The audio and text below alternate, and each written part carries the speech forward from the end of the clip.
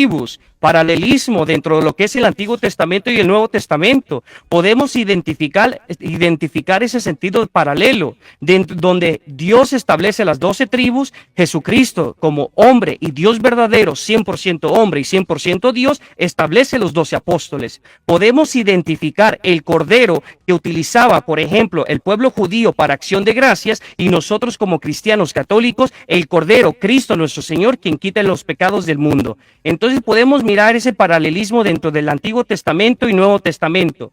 Ahora, ya que está establecida los 12 apóstoles, la misión, antes de ir a esa misión, Dios los dotó les dio la paz, les dio el Espíritu Santo, sopló sobre ellos y les dijo algo bien importante. Y para eso vamos a estar mirando Juan capítulo 20, versículo 21, 22 y 23.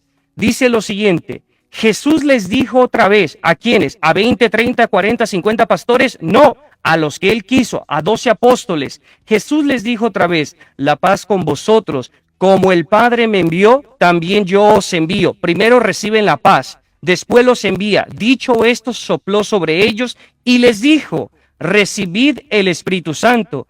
A quienes perdonéis los pecados, les quedan perdonados. A quienes se los retengáis, les quedan retenidos. Y podemos mirar esa autoridad que ya se había citado en Lucas capítulo 9, en 1 Tesalonicenses capítulo 2, versículo 7, esa autoridad que ellos se hacían valer. Y si nosotros también nos vamos, por ejemplo, en Efesios capítulo 2, versículo 20, San Pablo exhortándoles igualmente a los Gálatas, ellos se hacían valer, ¿sí? Vamos a continuar un poquito. El perdón de los pecados. Hoy, curiosamente, una persona por ahí aquí en Facebook hizo un comentario en un post que yo hice. Y bueno, por ahí muestra un texto bíblico hablando de los fariseos, hablando de que cómo es posible que éste puede perdonar los pecados, que ningún hombre puede perdonarlos. Pero lo curioso es que en este texto bíblico, que desafortunadamente no lo recuerdo ahorita al punto de mi pensamiento, pero sí lo puedo decir y parafrasear, que ellos en su contexto están equivocados porque están citando a judíos, rechazando a nuestro Señor Jesús, porque Jesús estaba sanando a un paralítico y le estaba perdonando los pecados. Dice, ¿cómo es posible? No hay poder, no creen que podían perdonar los pecados.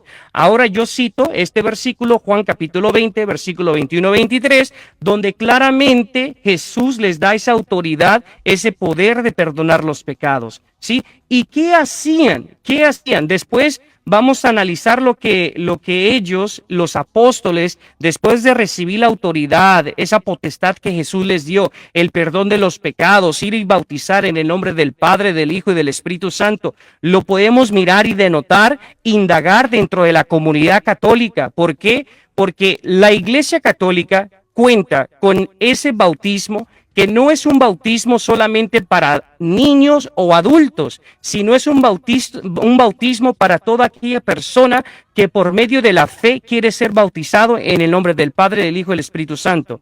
El tema central no es que si los niños se tienen que bautizar o que solamente de jóvenes o solamente de adultos. No, el tema es bautizarse aquella persona que lleve la fe en Cristo nuestro Señor.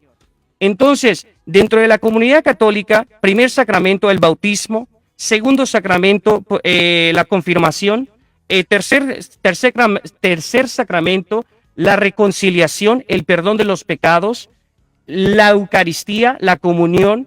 Después de la comunión tenemos unción de los enfermos, y todo esto lo podemos denotar que iban sanando los enfermos, ¿sí? Y podemos identificar que todo esto existe dentro de la comunidad católica, el bautismo, la confirmación. Muchas de las personas, y ahorita voy a regresar a lo que estoy diciendo porque es muy importante, lo que se cita en Juan capítulo 20, cuando dice la Escritura, recibid el Espíritu Santo, ¿a quiénes? A los apóstoles. ¿Qué es lo distinto dentro de lo que sucedió en el contexto en Juan capítulo 20 a lo que sucedió en Hechos de los Apóstoles? Porque en Hechos de los Apóstoles, y esto es uno de tantos aquellos capítulos y versículos sacados fuera de su contexto por muchos evangélicos o protestantes que quieren negar el perdón de los pecados, porque dicen, no, Allí no se recibió el Espíritu Santo, allí fue una promesa, dicen ellos, que en Juan 20, cuando dice Jesús, recibid del Espíritu Santo, significa que ahí no lo recibieron. Y yo pregunto, entonces, ¿en qué momento lo reciben? Y ellos responden, en la venida del Espíritu Santo a su iglesia, ahí fue cuando lo recibieron. Nosotros como católicos identificamos esa venida del Espíritu Santo sobre su comunidad, sobre su iglesia, donde estaban los apóstoles, los discípulos, algunas mujeres, María, Madre de nuestro Señor Jesucristo, y allí precisamente es la confirmación a la Santa Iglesia. Es la confirmación que obviamente ahorita, finales de abril, principios de mayo, tiempo cronológico, tiempo tradicional de la Santa Iglesia Católica, donde las personas que van a recibir su confirmación lo hacen en este tiempo, porque vamos cronológicamente viviendo los tiempos como nuestro Señor Jesucristo, es decir, recordar lo que se viene, recordar que era que se nos vino la natividad, diciembre, la natividad, después era tiempo extraordinario, ¿sí? Se nos vino la Pascua, los 40 días, se nos viene tiempos de Pentecostés, la venida del Espíritu Santo a su Santa Iglesia, y precisamente en ese momento, ¿qué es lo que sucede? Se confirma la fe que se les había dado. A la iglesia se confirma. Por eso hoy en día, dentro de muchas diócesis, muchas parroquias, muchos jóvenes, adolescentes o adultos van a estar recibiendo su confirmación, porque estamos viviendo tiempo cronológico con lo que Jesucristo estaba haciendo a lo largo de su trayectoria, no solamente entre los 3 años de ministerio, sino que junto a sus apóstoles. La venida del Espíritu Santo a los apóstoles, y ahí los apóstoles comienzan esa misión de ir y fundar comunidades cristianas con la misma fe, con la misma enseñanza, con la misma doctrina.